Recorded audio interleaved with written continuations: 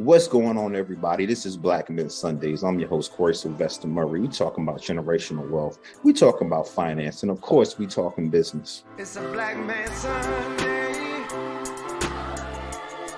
Time to put all childish things away. I refuse to be the man I was yesterday. Gotta put my best foot forward and elevate. My man, Eric. Before we even introduce today's guest, who do you have for our Black Men Sunday Spotlight, my brother? And happy belated birthday, man. Hey, Corey. Hey, man, I do appreciate that, man. I'm sorry I was out again last week. I was celebrating the birthday weekend, so I do appreciate the warm wishes for that. But, man, check this out, man. My spotlight for today is everyone who we all know. And this guy, he's a super producer. He's married to Alicia Keys. Hey, he's no other than, you guessed it, Swiss Beats. And we all know him because of him being the super producer. But did you know Swiss Beats and this executive has stepped out into a quite unexpected venture? Man, this brother's got into camel racing. Now, after conducting extensive research and trusting the process, Swiss created his own camel racing team named Qasim Abu Nazar in the Middle East. Became the first African-American and Westerner to make it happen. Now, according to Swiss Beats, he had this on his mind for a long time. He said his friends out there have teams.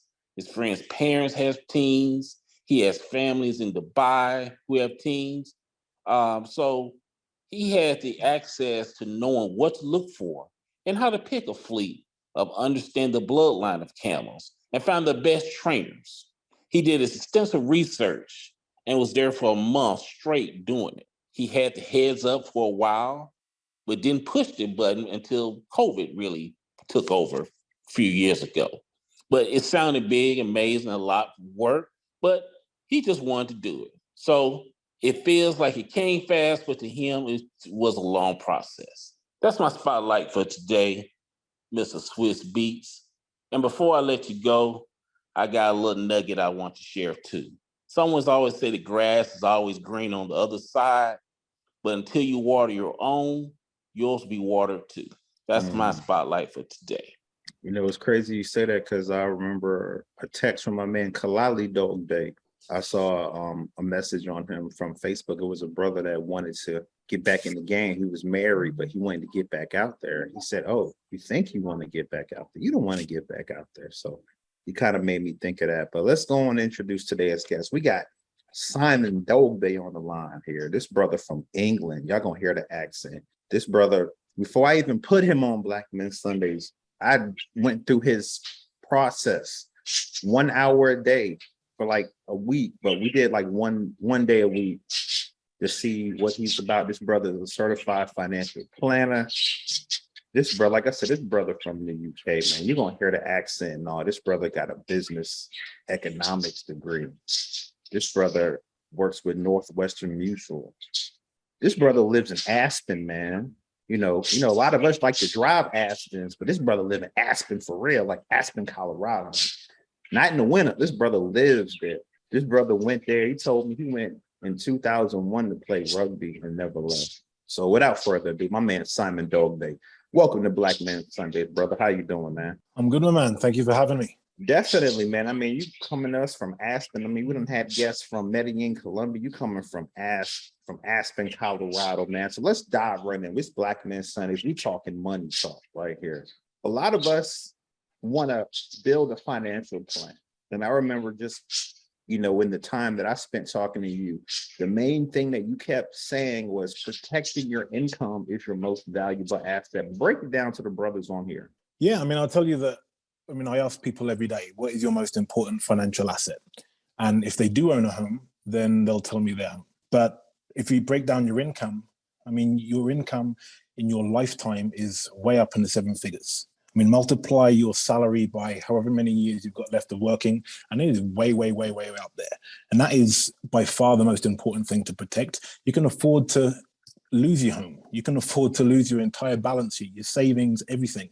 If you're working, you'll be able to bounce back and be okay. You can't afford to just not work and expect to be able to keep your house and keep your family and just keep the lifestyle that you've started. So protecting your income is the most important part and the first step of really financial planning and building that house from the foundation up. Gotcha. When we talk about building financial plans, we talk about cash reserves, income growth, speculation. But what tips can you give Black Myth Sundays, these brothers, on building a financial plan? I'd say the first and most important thing is knowing your budget. I'm not talking about daily, but you need to know how much, first and foremost, what is your take-home pay every month? And then from that, work out that minimum need that you need to spend every month just to pay the mortgage or the rent, the groceries, the gas bill, that bare minimum you can live on. And then that difference is your disposable income. And that is the key to the rest of your world, because now you know your disposable income, you know how much you can afford to save for the house down payment, save to go on vacation, save for retirement, for all these things, and how much you can have some fun with. So if you've got a disposable income of $500 a month, then you've got $500 a month that needs to be broken out between saving, vacation, going out with your friends, socializing, everything, buying clothes, whatever it is. If your disposable income is $2,000, $3,000, doesn't matter what it is, but that is the most important thing. Work out what it is and then pay yourself first. Gotcha. But, for some brothers out there, like, listen, man, I done paid my bills. I might have $50 left. So how can I pay myself first if I'm paying all these bills first? The key is obviously once you know your disposable income, then you're in a position of power to try and do something about it. If it's not enough for what you want to achieve, then it's either going to work and finding out what do I need to do to get on that next peg of the ladder. Is it a promotion? Is it a new job? Do I need to go back to school? Do I need to get a second job? But the first thing is working out what your disposable income is and then trying to live below your means.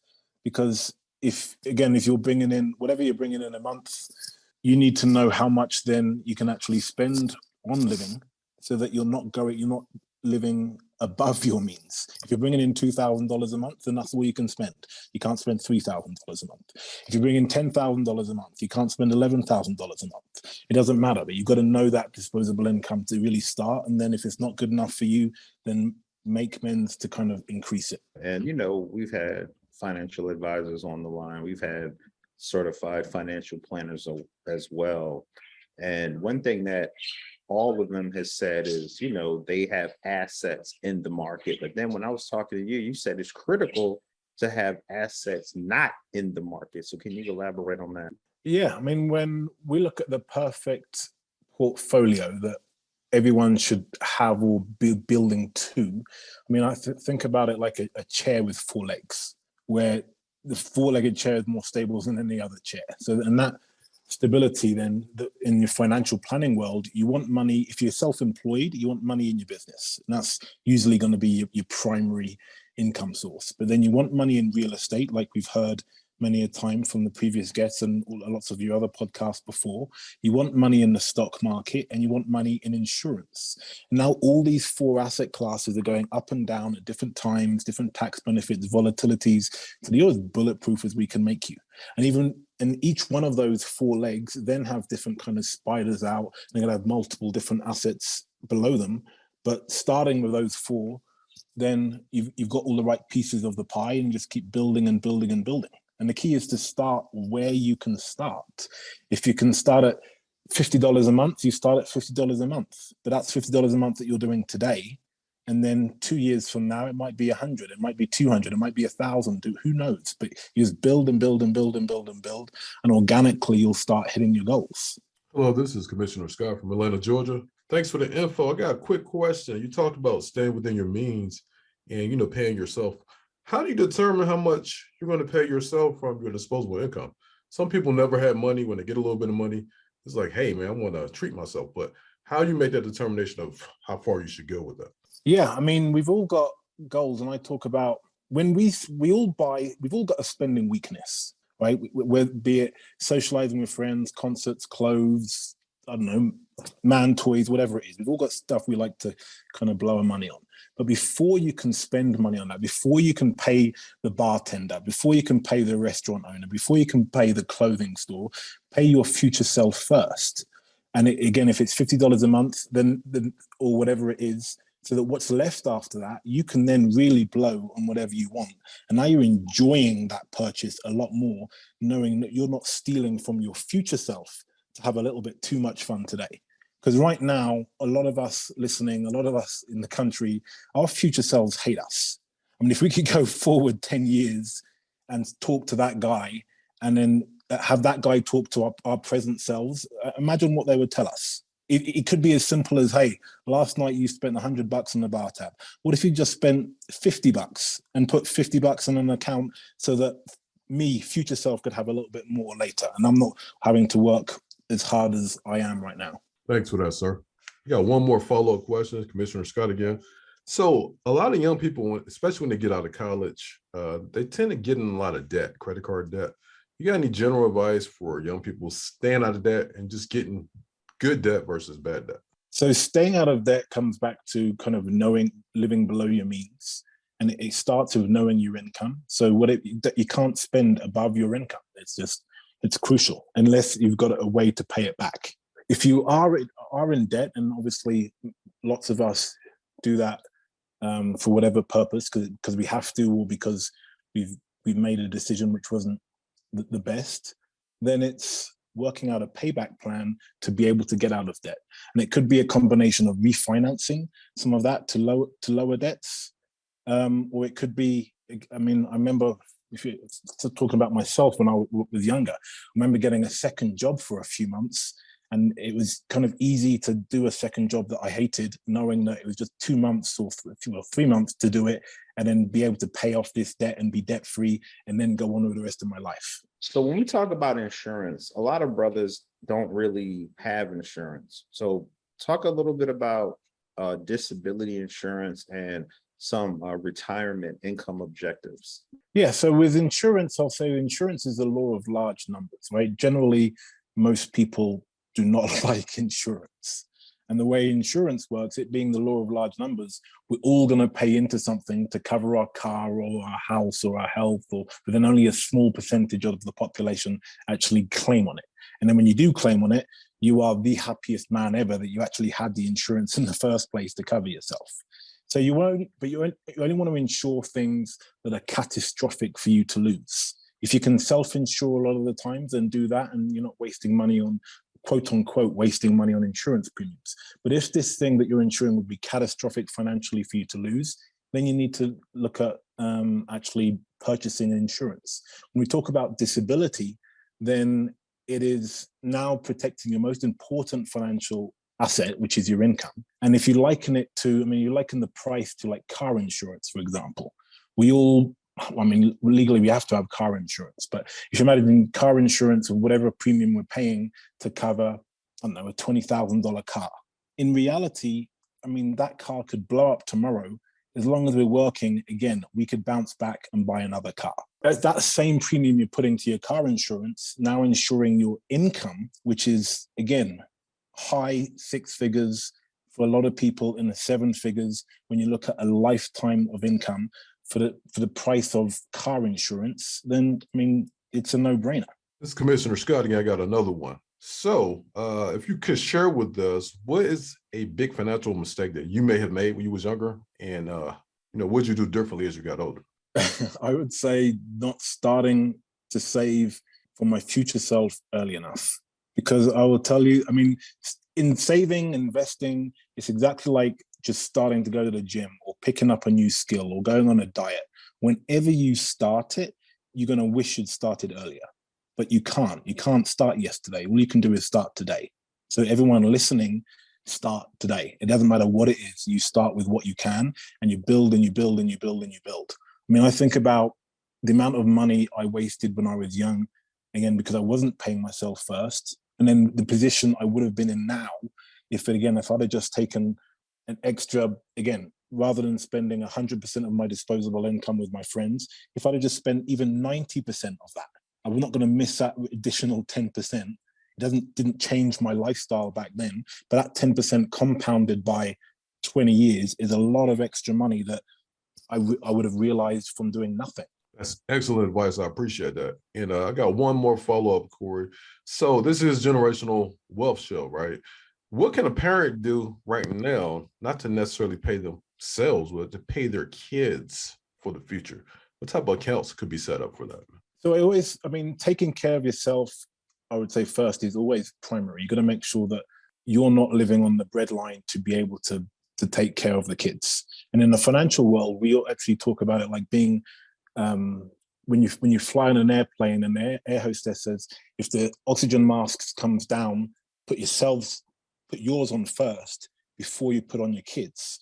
So we talk about the same thing in the financial world. Make sure you're good and steady and strong, and then you're in a strong position to help out your loved ones and everyone around you. You know, if you got kids, or even if you have younger cousins that maybe their parents aren't really in a situation or a mindset where they're trying to look out for the future financially for these little cousins, because that's the situation I have.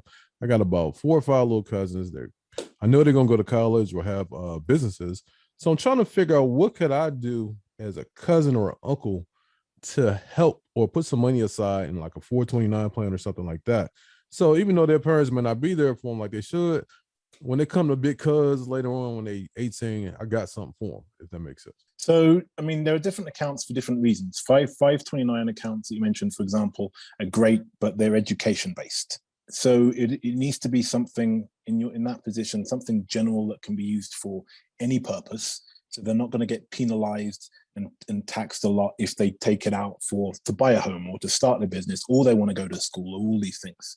So then I would say that really leaves, I can't get into specifics, but it would be something general, or even like a Roth IRA, for example, which is technically a retirement account, but there are nuances where you can use that money before retirement to use it for your other purposes. So your specific one, I can't give a specific answer because I don't know your specific situation, right? But I would say the key is just to get started in something, and the key is to have that something grow that is going to grow more than the rate of inflation, ideally in the long term, and then have it be something which is generally purpose. So general investment account, a Roth IRA, or there's many others, but something that can be used for a lot of things. With me, when I'm investing in the stock market, I'm looking at my averages, my dollar cost averages. I'm looking at, okay, I have 100 stocks, 100 shares of this one stock. I'm looking at my average price. But when I was speaking to you, you said it's not about your average. It's about the sequence of returns. So we can get some clarity on that. Yeah, I think people are being wrongly trained to look at your average return in whatever it is that you're purchasing. But when it comes to long-term investing, if you remember back to grade school math, all our math teachers were teaching us about compounded interest, compound, which is then makes sense that your sequence of returns is more important. You can have a lower average return, but as long as your sequence is good, then you're going to net more money. And netting more money is obviously the name of the game here. If we look at average returns and the way that numbers work, you can have, let's look at something maybe over 10 years. And the two of us have been saving money or investing money for 10 years. And every year we've got different returns, but we could have the same average return over those 10 years, because an average is an average. It's an average of 10 years of numbers in that situation. But whoever had the better sequence, for example, you got 5 on 5 on 5 on 5 on 5, and I got 1 year went up 10 and down 2, and another year went up 20, and whatever it is, the sequence is always going to win out. And the longer you go out, that better sequence of returns is going to beat the kind of the roller coaster, the average return. So again, sequence is the most important thing. Just you want to get on a plan, stick to it, and then grow from there. Great information, man.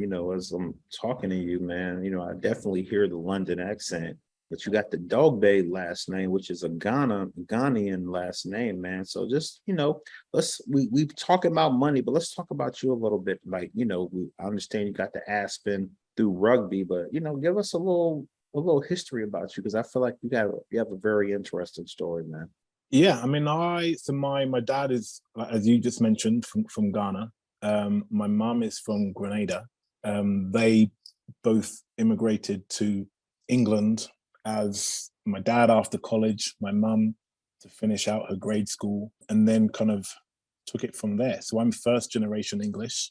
And what one of your guests was saying earlier, about immigrants coming over, we all see, I mean, immigrants are just driven, right?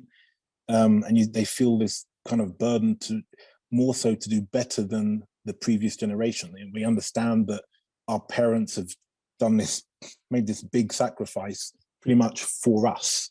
And that's very much how I feel, how my brother feels, how lots of people feel. That we want to do better than the previous generation. We understand the gift that they've given us. So we want to go on and do that. And I hope my kids feel the same way. I mean, unless you're Bezos's kids, the rest of us want to do better than our parents. So then it was growing up in England, and then after I graduated with my economics and finance degree, I wanted an excuse to travel. So I used rugby to kind of travel. I thought I was going to go professional at home, and then had some big injuries in my last year, so I couldn't even entertain the idea, and I was kind of annoyed. So used rugby to kind of travel a little bit. The team out here were national champions for many, many years in a row. So being a foreigner, if you knew rugby in America, this is maybe one of the only teams you knew. So came out here to play and loved life. I mean, I've got no qualms about my life. Things have worked out very well. As I'm looking at your bio, you went out there for rugby, went out to Aspen, and you never went back. So let's talk. I mean, Aspen is not a cheap place to live, you know? You know, the thing that makes what I think about my past is, do you remember that movie, The Pursuit of Happiness, with Will Smith? And one of the early scenes is, I can't remember the main guy's name who Will Smith is playing, but he passes this skyscraper and he sees this wealthy guy come down the stairs or come out the building into his luxury car. And Will Smith's character asks the guy, like, basically, what do you do to be able to afford a car like this? And then the guy was like, oh, I work in this building. I'm a stock trader or something like that. And then that set him on his path. He was like, oh, that's what you need to do to get that? Then I'm going to do that. And I kind of feel that was very similar to my thinking and how I grew up. I looked at when everyone was kind of picking degrees and that sort of thing. I knew what I was good at. I was always good at math, always good at kind of connecting with people and relationship building. And I was looking at, with those skills, who are the people really doing big things out there? Who's making money? And it was the financial field. So I knew from an early age that I wanted to be in the financial field in some way.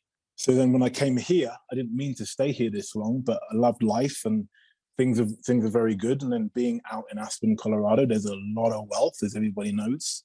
So it was just transferring the skills that I had and the career that I already knew I was going to go into building that out here. I can tell you that you have an international mindset and a global mindset when it comes to a lot of things. You lived in different countries. Any advice on how some of our young folks can adapt the international mindsets, how they're looking at their finances, how they're looking at it from a macroeconomic standpoint, to see how something in one country could affect what's going on in America and affect our pockets, right? So do you have any tips, or can you explain your mindset of how you look at this from a global standpoint when it comes to finances and financial components affecting what you're doing and what you're investing in? Yeah, I mean, I think about this a lot, actually, to be honest, because I happen to end up in this beautiful place and then build my life and my family out here. But then where I grew up, it was nothing like this. And it made me realize you can start your life wherever.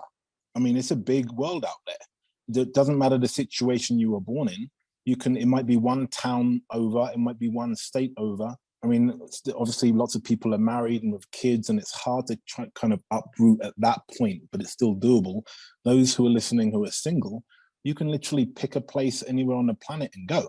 I mean, it might be somewhere where your favorite football team is, or you just seen your favorite show in this town looks nice, or you've read an article on it, but you're not married to your current situation. Everything is changeable. So you could, and it might, if you don't know too much about it, you might just go there for a weekend and check it out. Could I live here? It always sounded good. It looked good on TV. Now I'm here for a weekend or a month to try it out. And then do I think I could do it in reality? And then jobs are transferable. If you're working for a big corporation, then they've got companies all over the place. Many employers allow people to work from home, which means you can live anywhere. If you've got a transferable skill, then it might be, I mean, you might be, I don't know, if you're a mechanic in one town, then obviously that's transferable to be a mechanic in another town. But you can pick your place, and that you're picking your place by either the income that you would make by living in that town, because every job has a different income according to where you are in the world doing it. It might be because of your hobbies. It might be because of, I don't know, there's a gazillion other things it could be, but you can map out the life that you want to live. You're not married to your current situation. Thanks for coming on Black Men Sunday, Simon. I appreciate you. I appreciate your time. I mean, you could have been anywhere in the world. I mean, you in Aspen, Colorado, doing it big. Brother out there, you know what I mean, from London with the Ghana last name. So I want to salute you. I appreciate you. I appreciate your information. We got to make sure we pay ourselves first, and we make sure we have a good financial plan. So without that, man, you had a good time on Black Men Sunday, Simon? Yeah, I very much appreciate you having me. I mean, you're doing important things for all of us, which is, you know, we're all on the same page here. We've got to uplift and build us all together. Yeah, definitely, man. So with that said, thanks for coming on Black Men Sunday, Simon. We appreciate you. We appreciate your time, and we definitely appreciate your generational wealth information. And you guys have a good one. We out. It's a Black Man Sunday. Time to put all childish things away.